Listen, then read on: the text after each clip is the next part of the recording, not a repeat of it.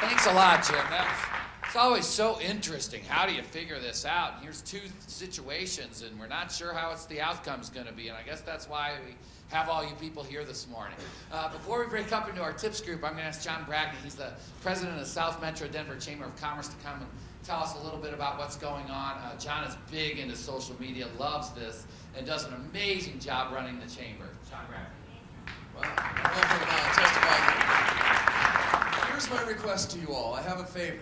I want 1 hour of your time in the next month, and I want it in 1 minute increments. Wherever you're at your office or your mobile phone or your home, I'd like you twice a day to do something that's really common sense. 1 minute in the morning, midday, 1 minute in the afternoon or evening.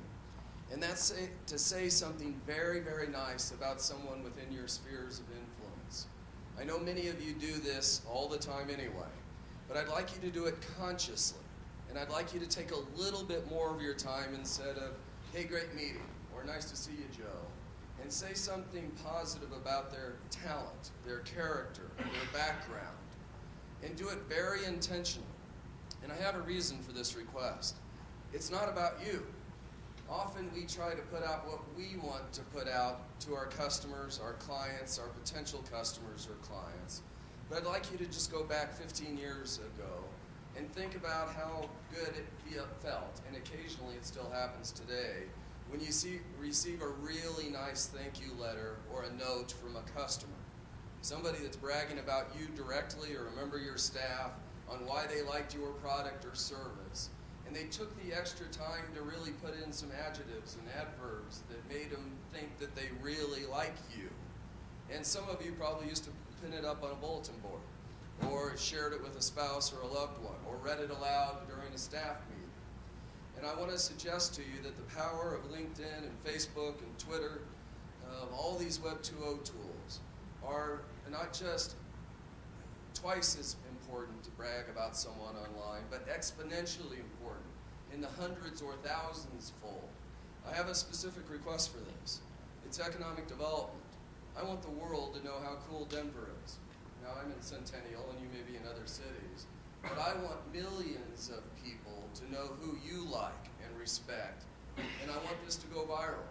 And I think this kind of group has the chance to have literally millions of people think who you like, your customers, your clients, your friends, your acquaintances. And I want to come back in a month from now and talk about it for a couple minutes if John's willing to. This is one of 500 events that the Chamber partners with each year. We have 40 different groups or tribes. I want this tribe to be really strong. And so don't think about what you want to put out. Think about what you'd like to receive from someone else and put that information out into the world. That's your briefing on the Chamber. See you next month.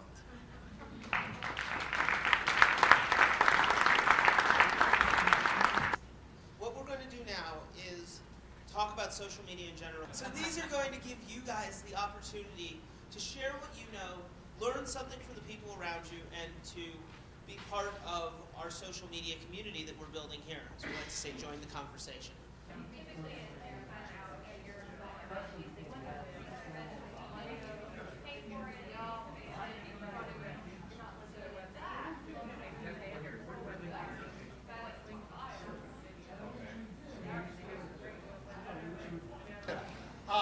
Our tip for LinkedIn is to take a look at the groups and use the groups on LinkedIn to join the conversation, become part of it, and kind of help build up your persona, and also your business by trying to become more of an expert.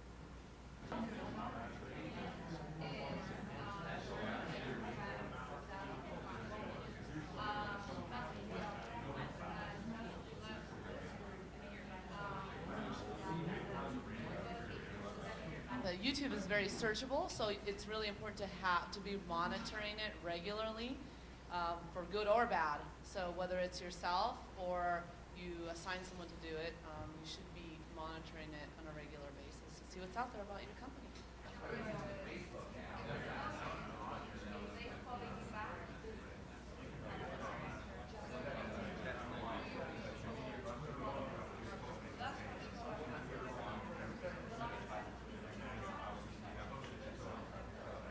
mobile apps. We talked about how if you're monitoring Twitter or other social media sites for mentions of your business, you should have a mobile app that has push notifications where it will alert you to what you're searching for so you can deal with it promptly.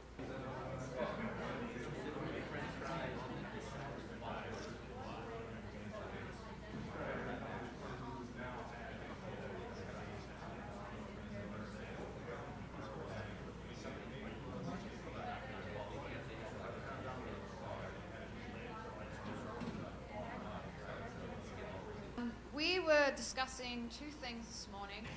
One, where do you start with Twitter? How do you firstly get those sort of first 500 fans?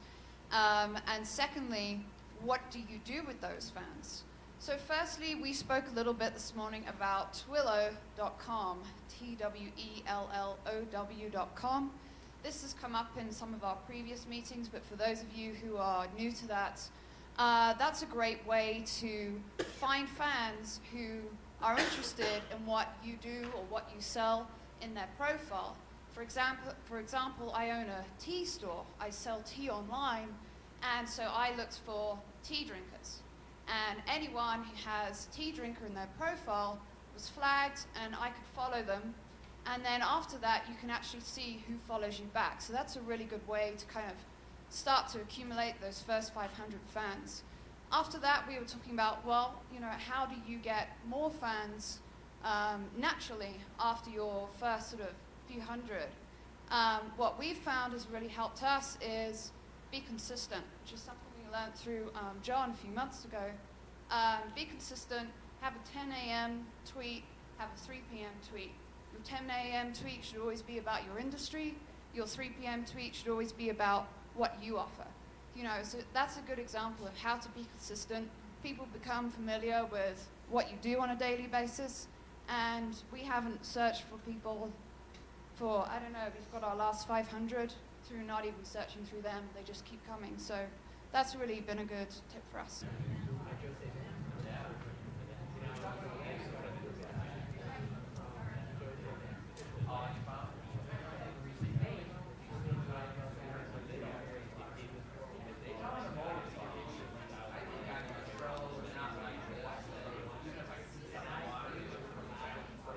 Okay, with Facebook, we talked about Facebook landing page.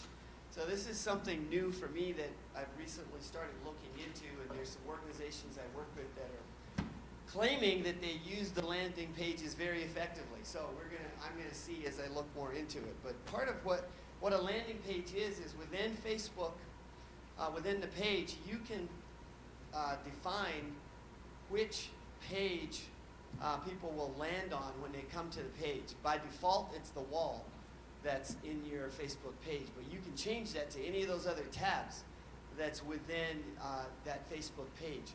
And I believe you can create new tabs, right, on it. So you can create a landing page, or another page, make it your default, so that when people go to whatever your Facebook page is, that's where they will land. I think it's Sandra that was saying that one of the things with the landing page is to get people to like your page. Some of these other guys I've been talking with, they're using it for other purposes to direct people to their website, to their blog, whatever, that might help to generate more business or more interaction with customers and so forth.